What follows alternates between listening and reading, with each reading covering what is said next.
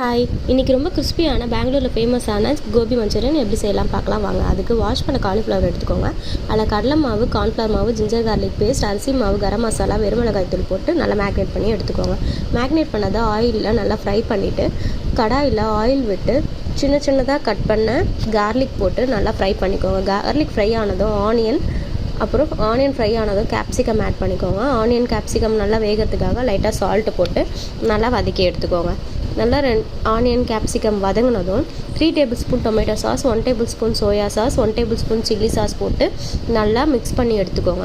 நல்லா மிக்ஸ் பண்ணதும் 1/2 spoon oregano, 1/4 spoon chilli flakes போட்டு நல்லா கலந்து ஃப்ரை பண்ண காலிஃப்ளவரை இதில் போட்டு நல்லா மிக்ஸ் பண்ணிக்கோங்க. மிக்ஸ் பண்ணதும் கொத்தமல்லி போட்டுக்கோங்க. கொத்தமல்லி போட்டோடனே அவ்வளோதான், டேஸ்டியான ரொம்ப மொறுன்னு கிறிஸ்பியான கோபி மஞ்சூரியன் ரெடி.